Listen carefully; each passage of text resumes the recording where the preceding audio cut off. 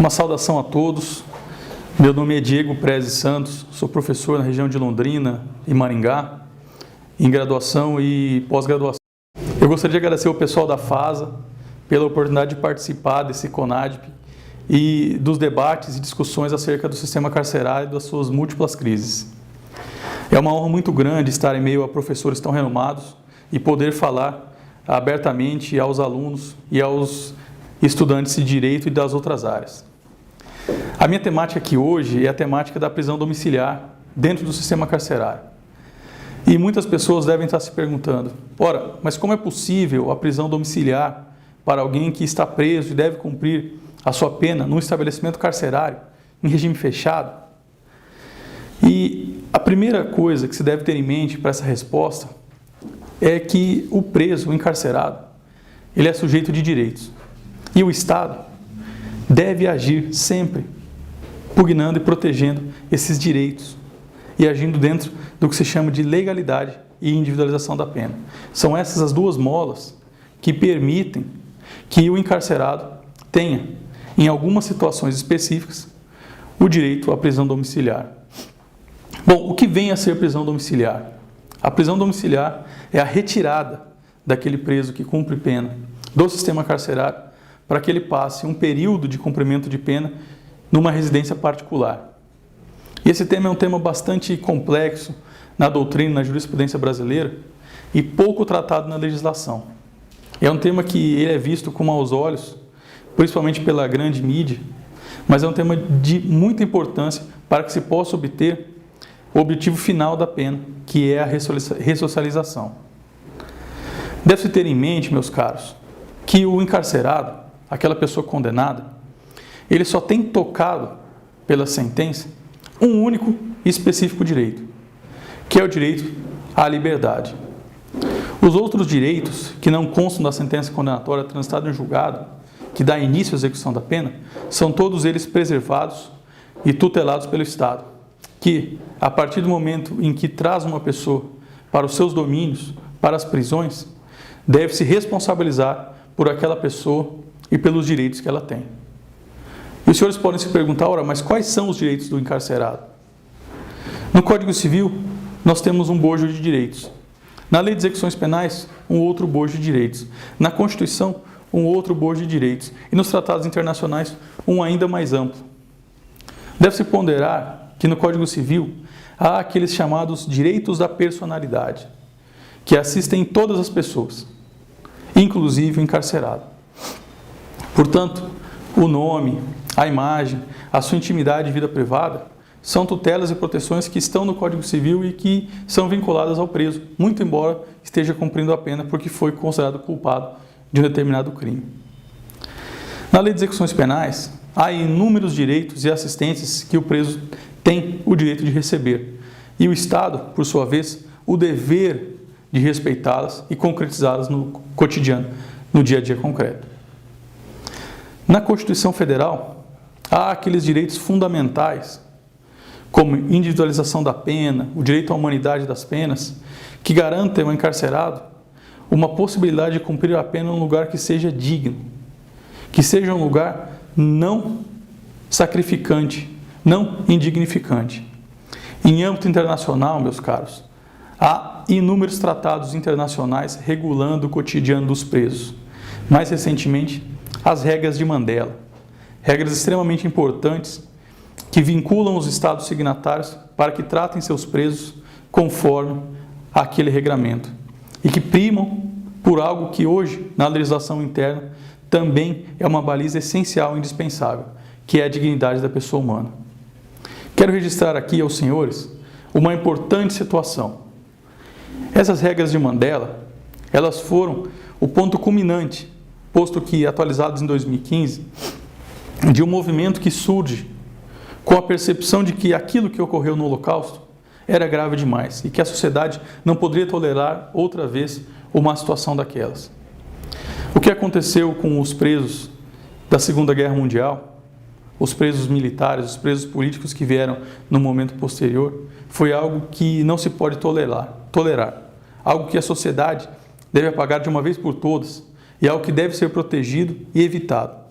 Protegido no sentido de que o ser humano deve ter uma tutela máxima, e evitado no sentido de que os Estados, unidos ou não, devem evitar que ocorra novamente o que aconteceu com a raça humana no período nefasto que foi o século passado. Quero apontar aqui algumas questões pertinentes e que fazem parte do cotidiano carcerário. Não é novidade aos senhores, ainda mais àqueles que estão participando de um congresso sobre o sistema carcerário, que no Brasil a maioria dos presos não tem as condições mínimas de higiene, segurança e respeitabilidade. E muito embora geralmente o sistema use como desculpa a superlotação, a necessidade de manutenção de segurança, a falta de estrutura e a falta de dinheiro, é notório e nítido que os direitos dos presos devem ser respeitados, pois há na dimensão civil, penal, constitucional e internacional a proteção e a tutela digna a cada um deles. Pensem e reflitam acerca do artigo 3 da Lei de Execuções Penais, que diz de forma clara: o preso somente perde aquele direito constante na sentença, sua liberdade. E também no artigo 38 do Código Penal, que repete com outras palavras o mesmo sentido, dizendo que o preso, apesar de perder a sua liberdade, tem assegurada a sua integridade física e psíquica.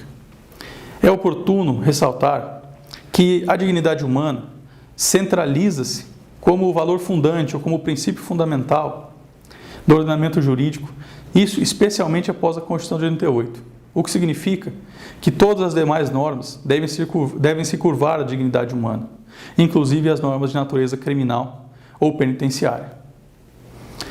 Em razão dessa centralização da dignidade como valor supremo do ordenamento, as interpretações e as criações de normas não podem escapar desse valor.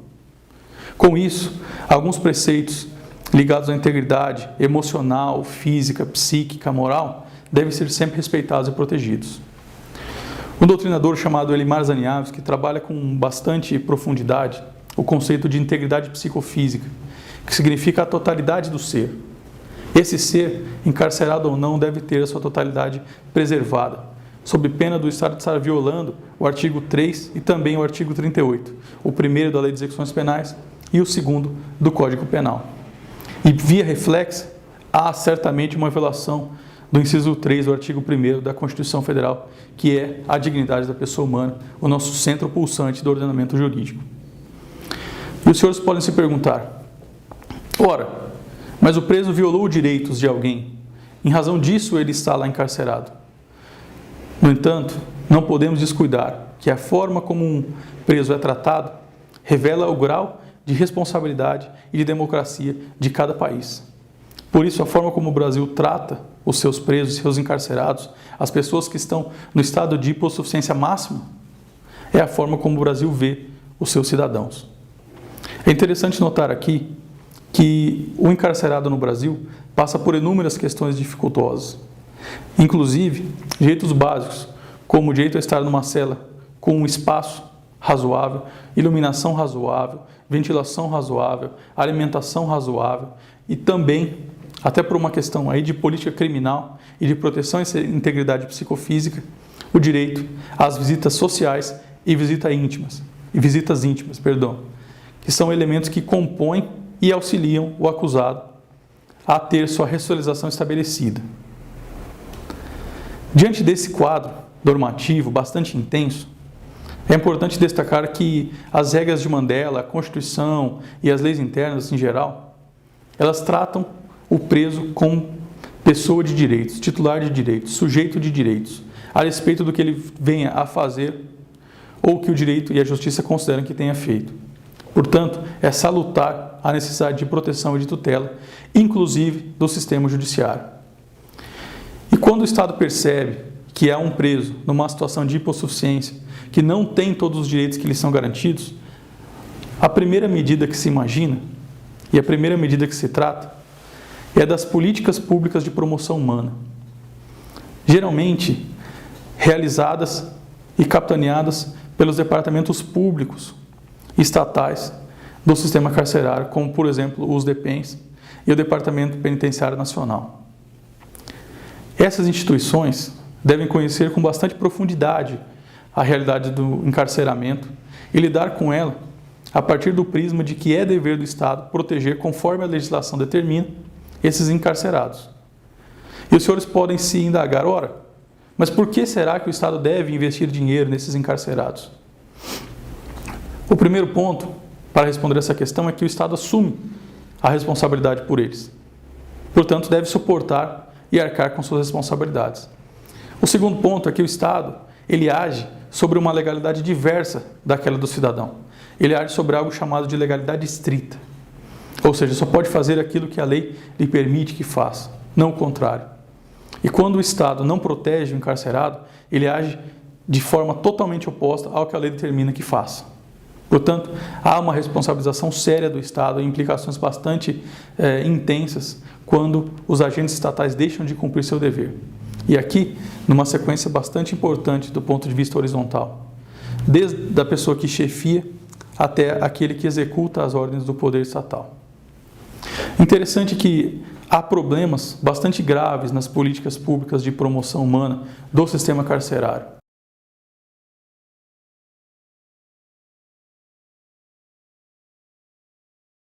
A regra, para que os senhores entendam, é que as políticas públicas de promoção humana, elas devem seguir o seguinte roteiro. Primeiro, se faz uma análise profunda e se identifica o problema a ser tratado. Depois se pensa as possíveis soluções, se aplica essas soluções, analisa-se os resultados, verifica-se os problemas e se recomeça o ciclo com a tendência a sempre modificar e melhorar a política pública de promoção humana.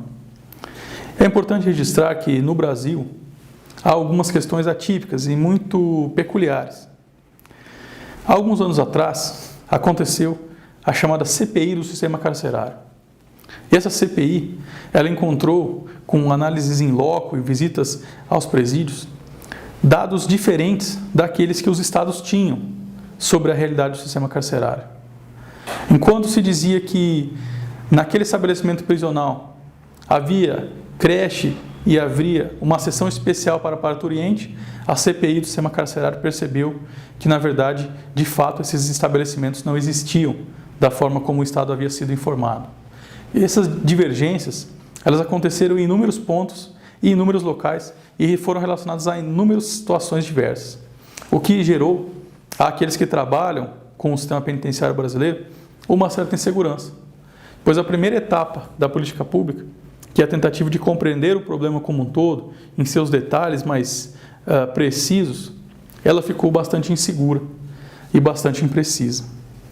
De toda forma, o Brasil tem tentado melhorar essa situação, fazendo avaliações periódicas e tendo a participação de entidades outras que não somente o Estado, como a OAB e a Pastoral Carcerária. Essas políticas públicas, contudo, elas não têm se mostrado tão eficientes quanto deveriam. E os problemas do sistema carcerário, eles têm se agigantado e têm se acumulado ao longo dos anos no Brasil. É importante pensar e perceber que o Brasil hoje, segundo o documento do CNJ de 2016, tem mais de 600 mil presos. E desses 600 mil presos, 41% são de presos provisórios, o que denota, primeiro, um encarceramento muito grande no Brasil em comparação com a população que temos. Ou seja, o Brasil é um país que prende, não é um país da impunidade, como muitos erroneamente acham. E o segundo ponto é que há um excesso de prisões cautelares no Brasil, um excesso de prisões preventivas, que são aquelas prisões antes da sentença condenatória com trânsito em julgado. Então temos dois grupos de presos no Brasil, os presos definitivos e os presos provisórios. Esse número de mais de 600 mil presos, ele foi atingido com um crescimento enorme de 1990 até 2014, um crescimento de quase 600%. Ou seja, houve um incremento em progressão geométrica do número de presos no Brasil. E se os senhores analisarem em comparação com outros países, o Brasil tem se destacado em estatísticas de encarceramento e em número de presos. E também tem se destacado por ter alguns dos piores presídios do planeta. Eu conclamo aos senhores a pensar na seguinte situação. Muito se fala na advocacia criminal há muitos anos que alguns crimes podem ser cometidos por qualquer pessoa.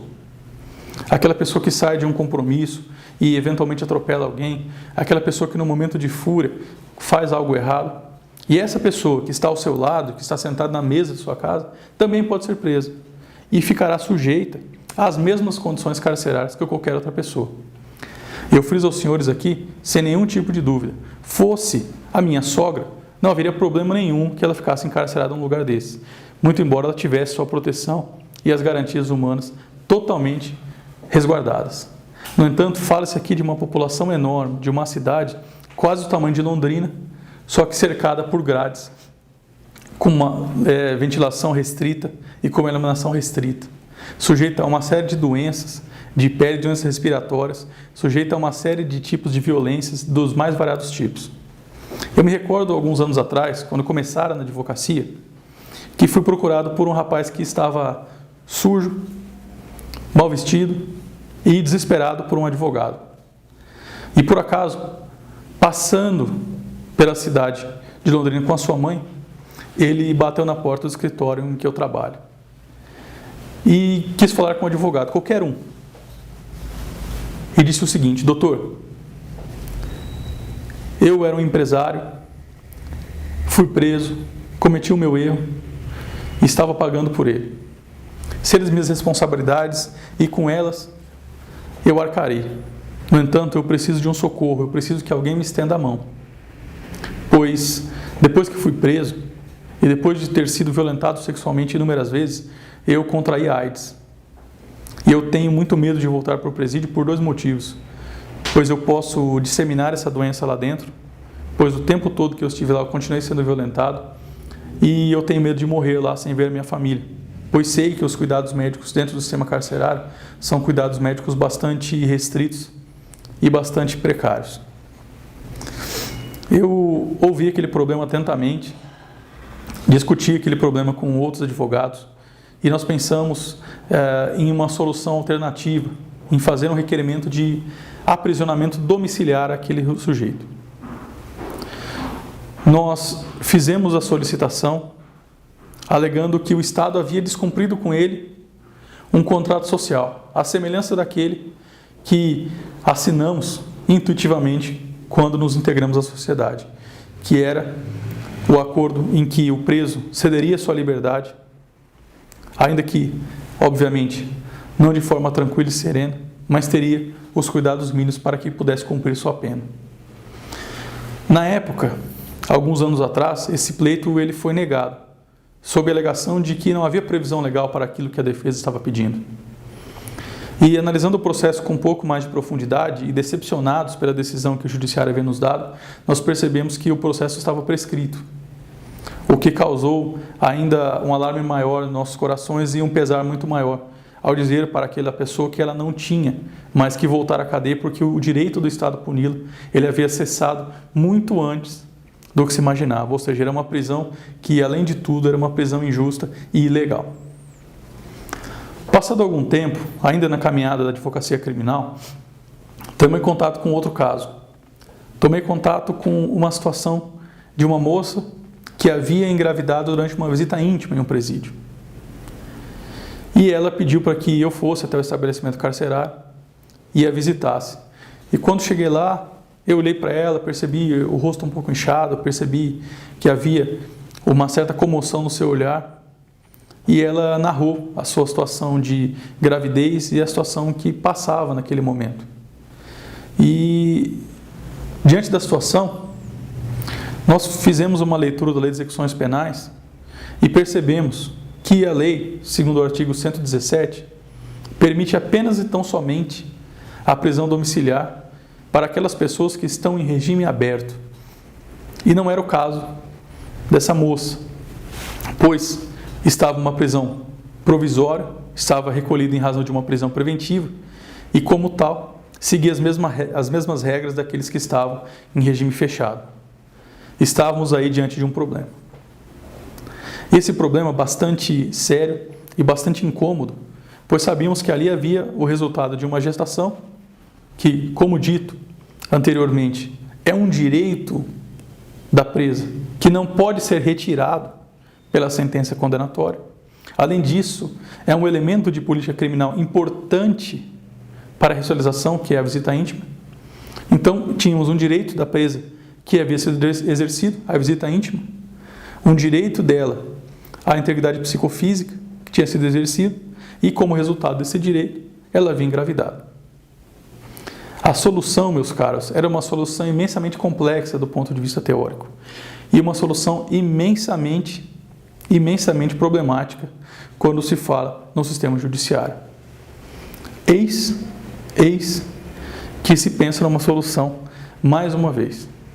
Muito embora não fosse um caso de doença, de uma pessoa em regime aberto, muito embora não fosse um caso de uma gravidez de alguém em regime aberto, fosse um caso de uma pessoa grávida, em regime similar ao regime fechado, tínhamos ali uma situação a ser resolvida.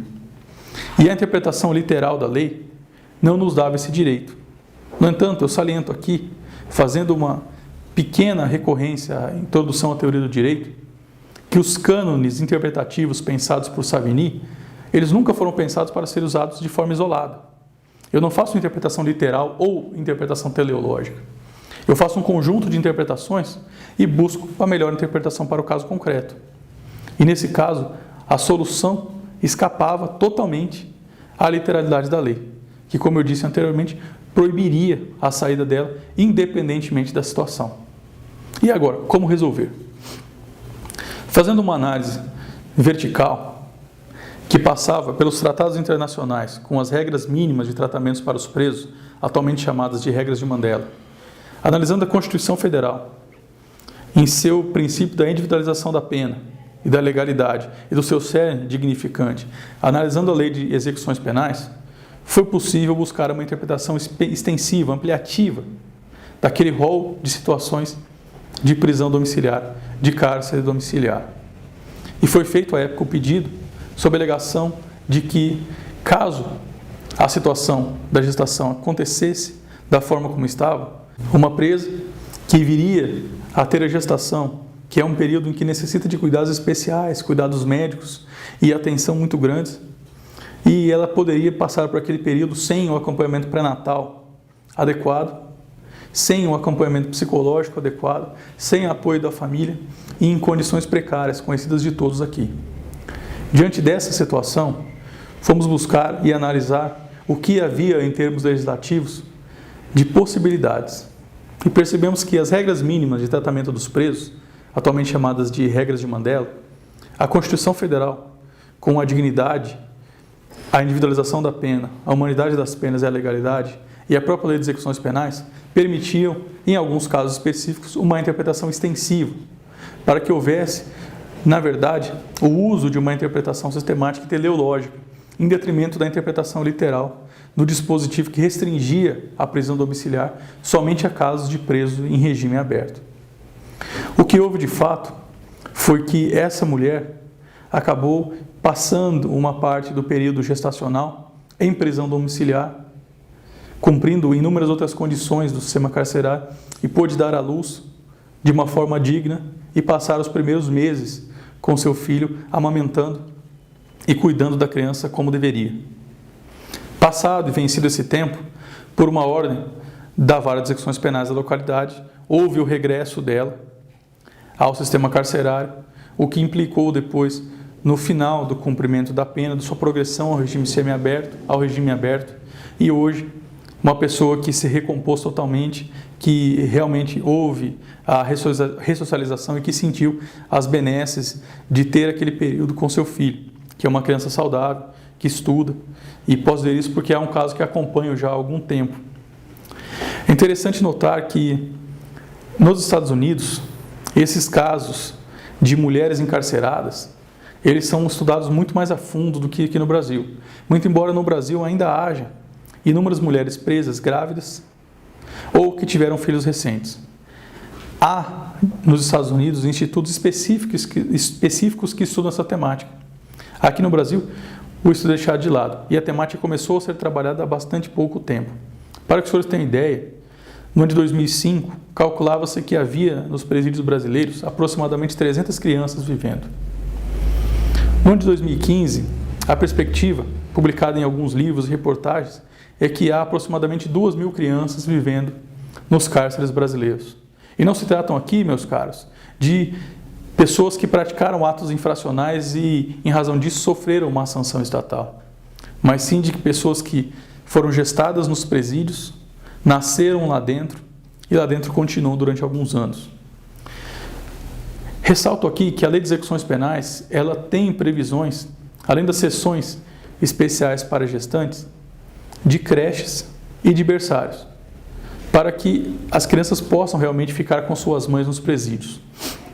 No entanto, é bastante importante que se perceba que, apesar da lei estar bastante clara e estabelecida de uma forma bastante precisa, o sistema carcerário brasileiro ainda deve muito nesse tocante.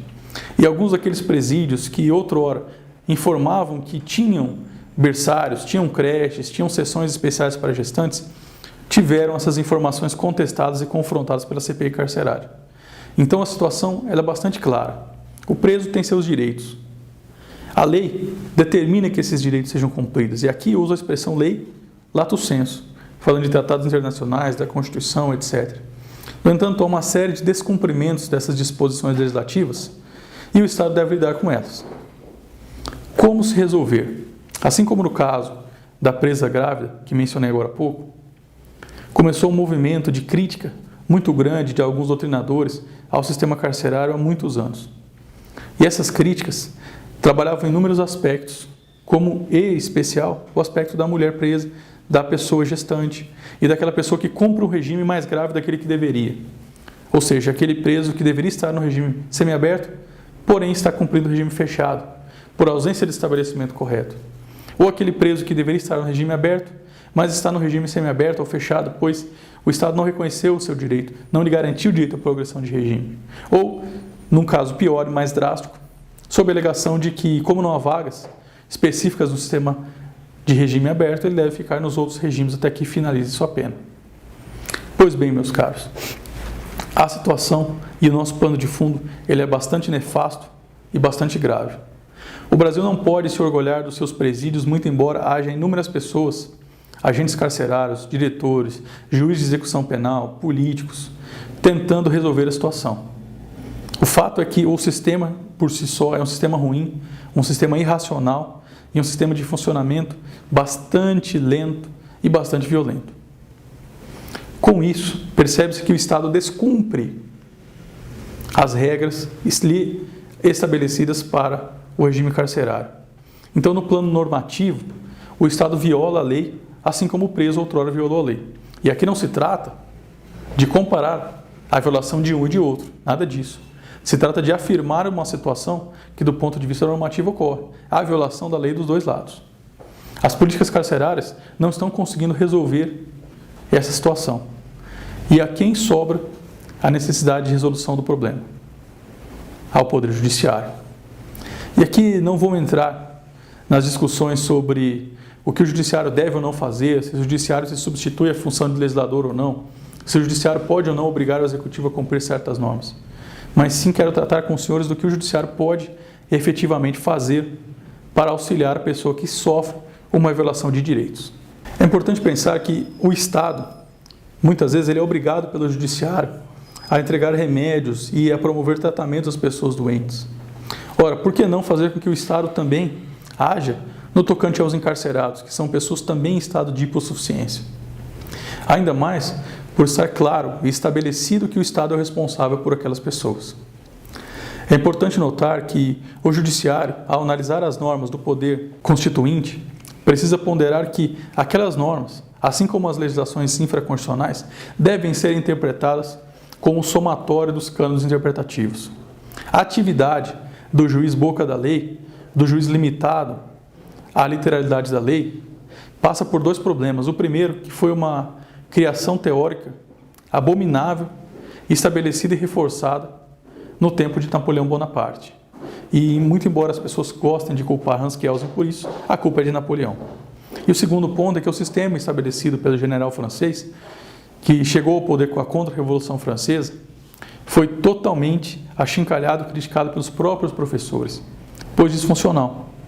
Então, a alegação de que a lei não faz a previsão, muitas vezes ela é uma demonstração clara de desinteresse, Ou pior, uma demonstração clara de que se está trabalhando apenas um cânone interpretativo, quando, na verdade, Savigny, que estruturou uma teoria interpretativa, que é seguida até hoje por inúmeros teóricos do direito, estabeleceu esses cânones para que fossem feitos em conjunto. E gostaria que os senhores pensassem sobre o seguinte aspecto.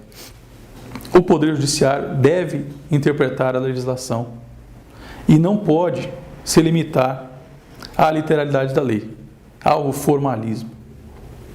Deve sempre centrar suas interpretações na dignidade da pessoa humana e promovendo essa interpretação que supera o sentido literal da lei.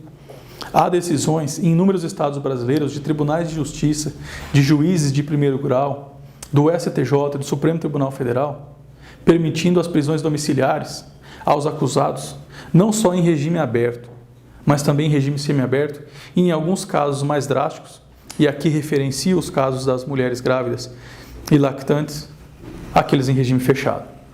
É interessante notar que o regime aberto deveria ter dito a prisão domiciliar. No entanto, o Brasil sequer tem estabelecimentos próprios, geralmente, para que se cumpra o regime aberto. Então, nós devemos olhar essa norma sob o aspecto crítico e sob o aspecto da dignidade, referendando e ampliando sua interpretação para os outros regimes, como o regime semiaberto e o regime fechado. Foi isso, inclusive, que foi feito pelo Supremo Tribunal Federal no recurso especial 641-320, que foi considerado importante a ponto de dar repercussão geral no Supremo Tribunal Federal. Nesse recurso, a indagação que se tem é: o preso, na ausência de estabelecimento próprio, pode ficar num regime mais gravoso? Ou, não havendo estabelecimento próprio, o preso pode ser lançado a uma prisão domiciliar?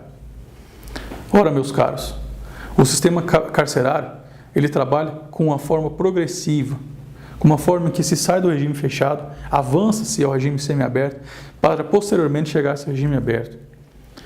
Já há uma proibição confusa, mal trabalhada, da progressão de regime por salto.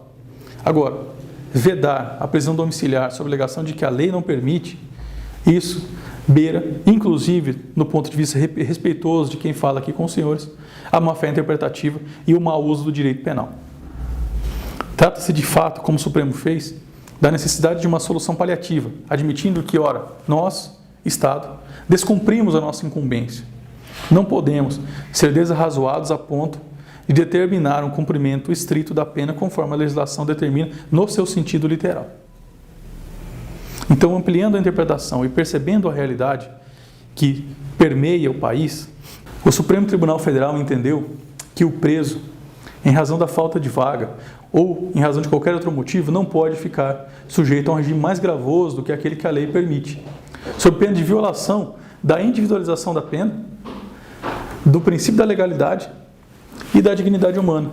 Logo, caso o preso fique novamente num regime mais gravoso do que aquele que deve, o Estado estará violando ainda mais normas, e normas de cunho constitucional, normas internacionais, direitos internos estabelecidos na Lei de Execução Penal e no Código Civil, entre outros. Pode-se verificar a seguinte situação: enquanto o condenado viola um dispositivo penal, um tipo penal, para que seja condenado, o Estado viola uma gama de direitos para que seja mantido esse preso dentro do sistema carcerário. Nada mais proporcional e razoável, portanto, de que ampliar, como a teoria da interpretação permite que se faça, o sentido e o alcance das normas para permitir a prisão domiciliar, ainda que seja com o amparo de uma tornozeleira eletrônica ou com a necessidade de comparecer periodicamente às varas criminais e às varas de execução penal para assinar termos e se mostrar à disposição da justiça. A tecnologia hoje, a mesma tecnologia que permite que eu, daqui, fale com os senhores, permite que um preso seja monitorado em qualquer lugar que esteja. E essa tecnologia é uma tecnologia relativamente barata e, obviamente, menos onerosa do que o custo de um preso dentro do sistema carcerário. Então, do ponto de vista político, também há interesse estatal nessas mudanças. Inclusive, declarações recentes dos ministros do Supremo dão conta de que há necessidade de repensar o sistema carcerário já há algum tempo. Bom, voltando ao recurso extraordinário, o Supremo Tribunal Federal talhou este recurso, reconheceu a sua repercussão geral e, a partir disso, começou a discussão de uma súmula vinculante. Essa súmula vinculante é a súmula nomeada de súmula vinculante 56, que trata dos direitos da pessoa encarcerada. E diz textualmente que, havendo falta de vagas, é necessário que o caso concreto seja avaliado conforme o RE 641-320, que é aquele que diz que o preso, em uma situação de necessidade de vagas, deve aguardar em prisão domiciliar ou havendo saída temporária. Me recordo aqui de um caso que eu tive alguns anos atrás, em que o meu cliente ele estava preso em outro estado. E eu havia feito inúmeros pedidos para transferi-lo de volta para essa comarca. No entanto, a justificativa era sempre a mesma: hora, o Estado não dispõe de aparato suficiente para fazer o transporte desse preso. E, em razão disso, tive um longo diálogo com o restante da equipe e chegamos à necessidade da conclusão mais alternativa possível. E tentamos ampliar a interpretação da saída temporária, pedindo ao juiz de execução penal que permitisse a saída temporária daquele preso do estado em que se encontrava e viesse para esse estado. Então usamos a saída temporária, que é um direito do encarcerado, para que ele pudesse fazer essa transição de forma individual, sem o amparo do Estado. E com bastante bom senso e bastante razoabilidade, primando pelo direito do ser humano de cumprir a pena perto do local onde está sua família, e regulado pelo direito de aproximação familiar, o juiz permitiu que o preso viesse. Em razão disso, ele se deslocou normalmente de onde estava até Londrina e chegou até a cidade no prazo correto. Ou seja, a sentença analisou o dispositivo, permitiu a saída temporária, e isso foi cumprido à risca pelo preso. Isso foi um motivo de bastante comemoração da nossa parte, pois havia uma série de problemas para o deslocamento da família do preso daqui até o Brasil onde ele estava. O único problema foi que, ao buscar o preso, encontramos ele novamente junto à polícia, não agora porque ele estava sendo acompanhado, mas porque havia, no final da viagem, ao chegar na cidade de Londrina, que era seu destino final, cometido um pequeno furto. O que gerou, claro, um problema de ordem social bastante grande para nós, que trabalhamos essa tese. De todo modo, a súmula vinculante 56, que foi estabelecida pelo Supremo Tribunal Federal, ela prega, basicamente, que é dever do Estado a abertura de vagas. No entanto, na ausência delas, é imperativo e fundamental que haja uma medida alternativa, paliativa, que o Estado haja de outra forma, que não sujeitar o preso a um regime mais gravoso. E a prisão domiciliar, com o monitoramento eletrônico através de tornozeleira ou não, é o melhor modelo que se tem notícia. É o modelo que permite uma verificação, o modelo que permite um certo controle e, eventualmente, com o surgimento de vaga, é o modelo que permite que o preso volte e retorne ao cumprimento da pena. E os senhores podem se indagar: ora, esse preso que está em prisão domiciliar, usando tornozeleira, ele tem esse prazo contado como desconto da pena, um prazo de detração penal posteriormente? Sim. Então é uma medida importante, pois, além de tudo, vai continuar contando para fins de pena e há o interessante contato do preso com outras pessoas, saindo daquele contato perigoso do sistema carcerário. Logo, do ponto de vista econômico, do ponto de vista jurídico, do ponto de vista social, há bastante interesse na medida. O que se deve indagar é como, agora que o Supremo Tribunal Federal editou a súmula vinculante, vai se operar isso no caso concreto. Ora, é bastante simples. Os pedidos de prisão domiciliar, aqueles que estão cumprindo o regime em outra situação, eles devem ser feitos ao juiz de execução penal. E com a negativa desses direitos, há necessidade do recurso, o agravo em execução. Vencido esse prazo, é possível que se opere de plano a reclamação ao Supremo por violação do súmula vinculante. Alguns doutrinadores, inclusive, têm entendido que, antes de fazer uma solicitação ao juiz de primeiro grau, já deve-se ingressar com a reclamação ao Supremo. E, embora a medida possa ser um tanto quanto polêmica, é interessante sujeitar, agora que a modificação de entendimento se consolidou, é importante sujeitar o pedido ao juiz de primeiro grau.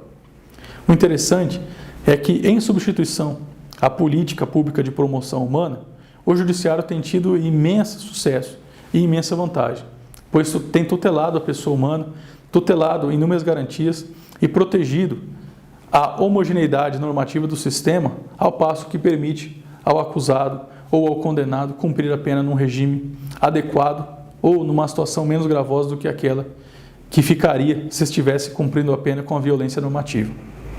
A prisão domiciliar, meus caros, deve ser vista como uma medida alternativa, de exceção, aplicada pelo Judiciário nos casos em que o Estado e suas políticas públicas descumprem sua finalidade.